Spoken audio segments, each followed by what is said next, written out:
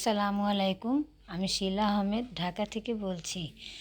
যেখান থেকে আমার এই ভিডিওটা দেখছেন, আশা করছি সবাই আল্লাহর রহমতে ভালো আছেন এবং সুস্থ আছেন। আলহামদুলিল্লাহ, আমরাও সবাই ভালো আছি।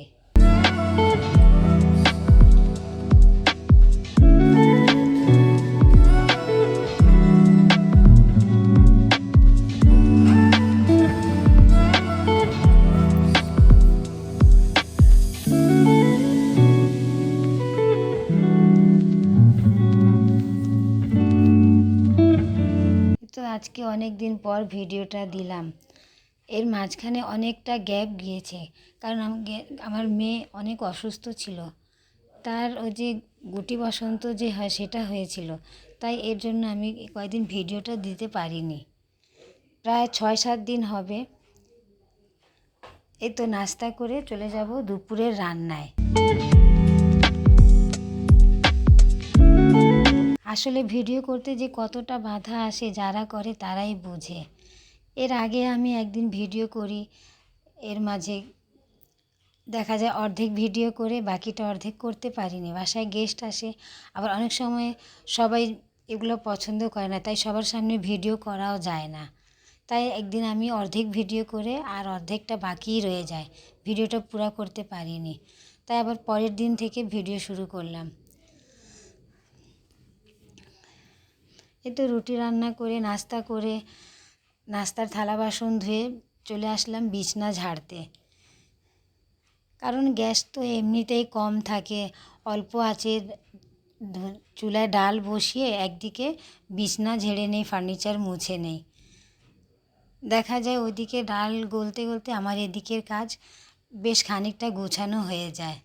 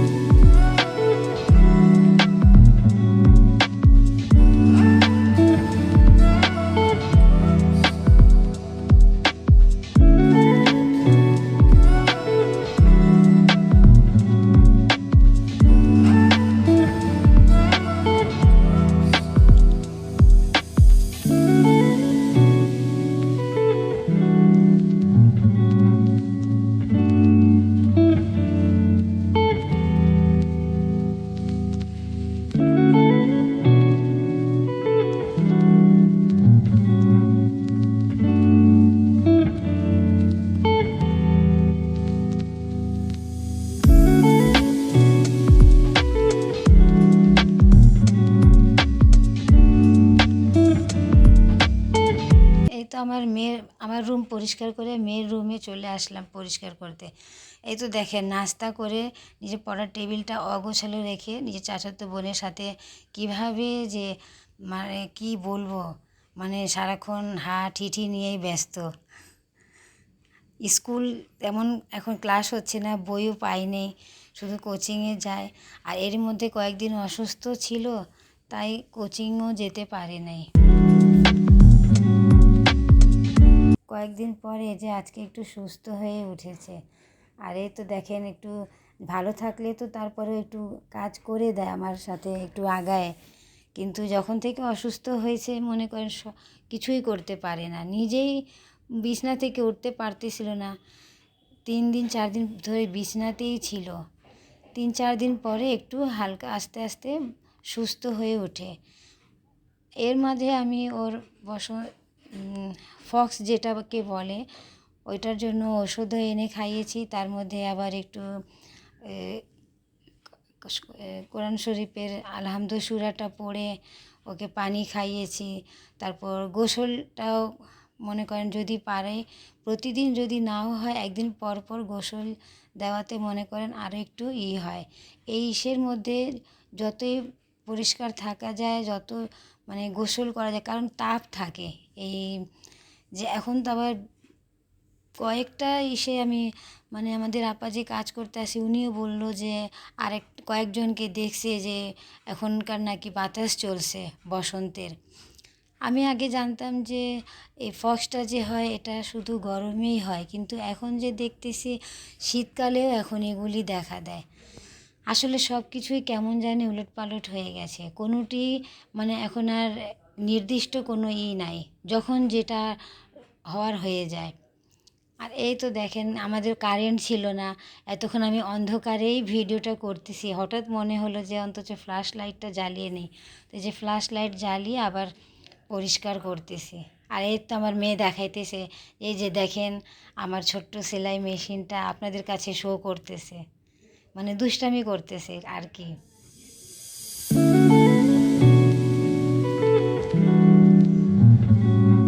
প্রতিদিন তো ডাল বসিয়ে নাস্তা করতে আসি, আজকে একটু, সবসময় তো আর একরকম কাজ করা হয় না, এক এক দিন এক এক রকম হয়। কোনো দিন দেখা যায় ডাল বসিয়ে নাস্তা করি, আবার কোনো দিন নাস্তা করে ঘর ঝেড়ে তখন রান্না করতে আসি, যখন যেভাবে ভালো লাগে সেভাবেই। এই তো ডালটা গলে যাওয়ার পর ডালটা টমেটো, হলুদ, কাঁচামরিচ এগুলা দিয়ে বসায় দিই। এগুলা দেওয়াতে কি একটু তেল দিয়ে দিলে খুব তাড়াতাড়ি গলে যায়। এই যে ডালটা গালানোর পরে এখন বাঘার দিয়ে নিব। আর আপনাদের সাথে আজকে আমি ডিম দিয়ে মগজ রান্না করার রেসিপিটা শেয়ার করব। এই রান্নাটা আমি অনেক আগে, প্রায় 4-5 বছর আগে, আগে যে ডিশের কিউট একটা পাকিস্তানি চ্যানেল ছিল, হাম চ্যানেল, ওখান থেকে আমি এই রান্নাটা দেখেছিলাম। সেই থেকে আমি এই রান্নাটা প্রায় করি, যখন দেখা যায় যে রান্না করতে ভালো লাগতেছে না বা শর্টকাট মন চাইলো যে কোথাও যাওয়ার আছে, শর্টকাট রান্না করে নিলাম, তখন আমি বেশিরভাগ সময়টাতে এই রান্নাটাই করি।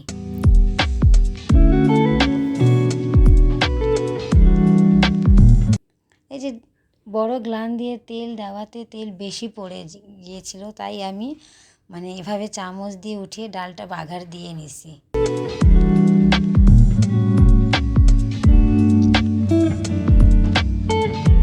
আসলে আমি তো 3টা ডিমের এভাবে রান্না করব, যে কেউ বেশি রান্না করে কেউ কম রান্না করে, তাই যে যার পরিমাণ মতো পেঁয়াজ হোক বা মশলা হোক এগুলা নিয়ে নিতে পারেন। আমি 3টা ডিমের জন্য এই যে পেঁয়াজের পরিমাণটা, পেঁয়াজ এরকম নিয়েছি, পেঁয়াজটা বেরেস্তা করে তার মধ্যে একটু বেরেস্তার সময় একটু দারচিনি, 2টা লং দিয়ে নিব। এই তো দেখেন ডাল আমার, টমেটো দেওয়া ডাল, শীতকালে এটাই তো, টমেটো দিয়ে ডাল খেতে আমার খুব ভালো লাগে, তাই আমি বেশিরভাগই টমেটো দিয়েই ডাল রান্না করি পুরা শীত ভরে। এই তো পেঁয়াজ আমার বেরেস্তা হয়ে গেছে, এটাতে আমি রসুন আর আদা বাটা দিব।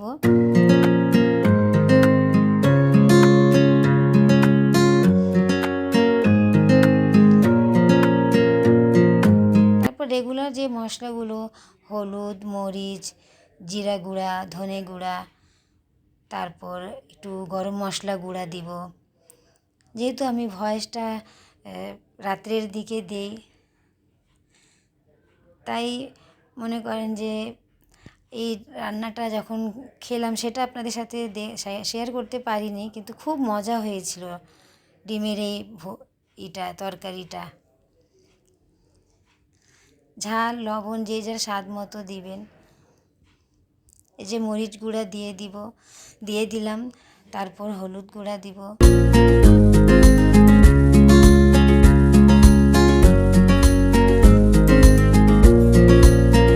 এটা যারা ব্যাচেলার তাদের জন্য, মানে যারা যে অনেক সময় দেখা যায় যে মহিলা স্টুডেন্টরাও থাকে, ওনারা পারলে এই রান্নাটা খুব সহজে করে নিতে পারেন, আর খেতেও খুব মজা হয়। জিরা গুঁড়া দিয়ে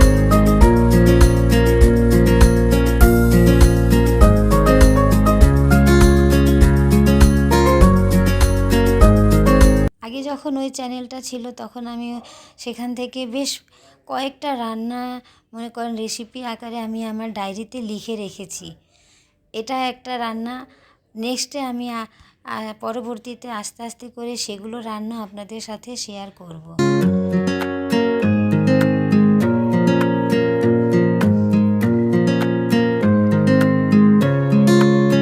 খুব তাড়াতাড়ি কম সময়ে এই রান্নাটা হয়ে যায়।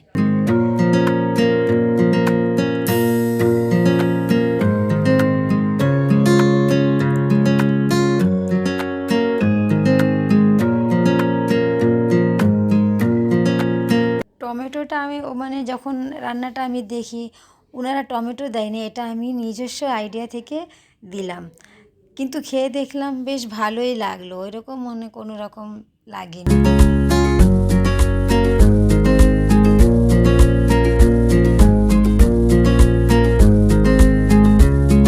আসলে কি রান্নাও একটা আর্ট, মানে যে কোনো জিনিস মেজারমেন্টটা যদি যে কোনো রান্নায় যদি মেজারমেন্ট ভালো হয় তো এমনিতেই মজা হয়।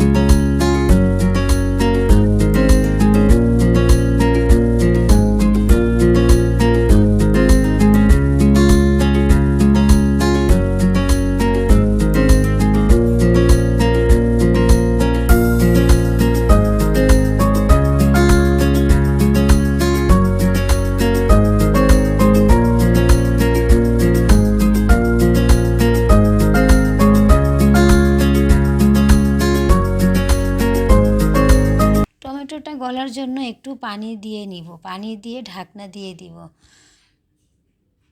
কিছু সময়ের মধ্যে টমেটো তো এমনি পাকা অল্প 2-3 মিনিটেই মনে করেন গলে যায়।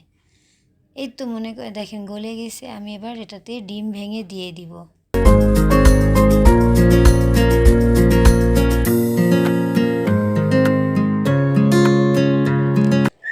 এই গরম মশলাটা আমার ভুলে গিয়েছিলাম, তাই এখন দিয়ে দিলাম। এটা আমি বাসায় গরম মশলা করি, সেটাই দিয়ে দিলাম।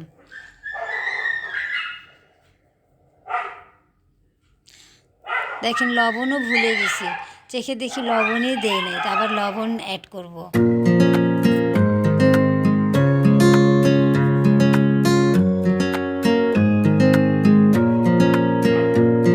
আসলে আমাদের বাসায় সকাল 8টা থেকে কারেন্ট ছিল না, এটা আমি চার্জ লাইট এবং মোবাইলের লাইটেই রান্নাটা দেখাচ্ছি।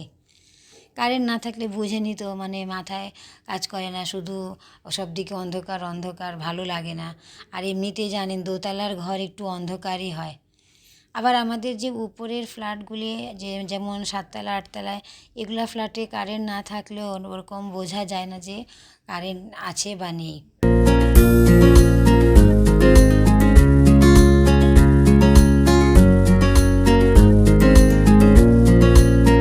এই তো ডিমগুলোকে এভাবে ভেঙে নাড়াচাড়া করতে হবে না, ভেঙে তার উপরে আমি গোলমরিচ গুঁড়া ছিটিয়ে দিব, ছিটিয়ে দিয়ে ঢাকনা দিয়ে লো ফ্লেমে রাখবো।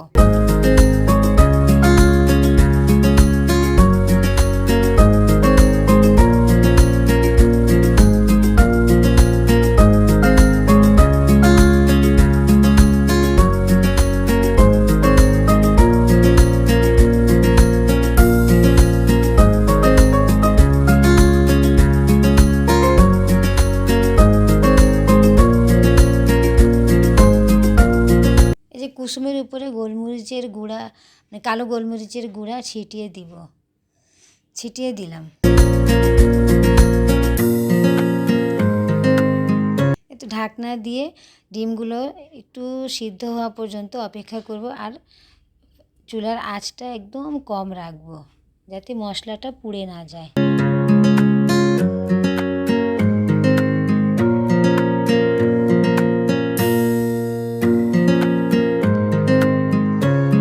এই তো আমার রান্নাটা কমপ্লিট হয়ে গেছে। দেখেন ডিমগুলো কেমন সিদ্ধ সুন্দর করে, মানে মশলার সাথে সিদ্ধ হয়ে গেছে। এই তো দেখেন।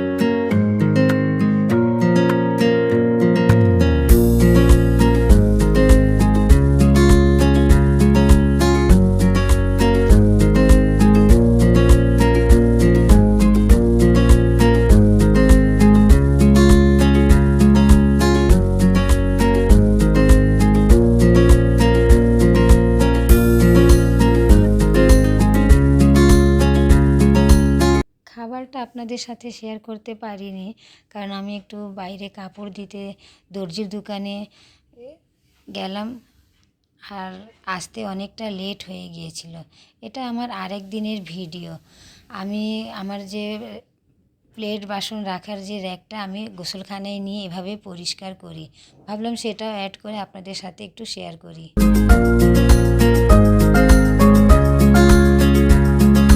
এভাবে ব্রাশ দিয়ে ফ্লাশার দিয়ে ধুলে খুব তাড়াতাড়ি পরিষ্কার হয়ে যায়।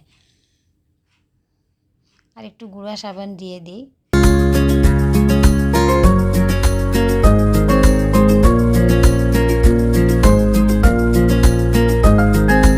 তো আপনাদেরকে আগেই বলেছি যে আমি আজকে একটু বাইরে যাব দর্জির দোকানে কাপড় দিতে, তাই খাবারের এটা শেয়ার করতে পারলাম না। তাই আপনাদের সবার কাছ থেকে আজ ভিডিওটা বড় করব না, আজকে এখান থেকেই বিদায় নিব। সবাইকে আসসালামু আলাইকুম, আল্লাহ হাফেজ। সবাই ভালো থাকবেন, সুস্থ থাকবেন, এই কামনায় বিদায়।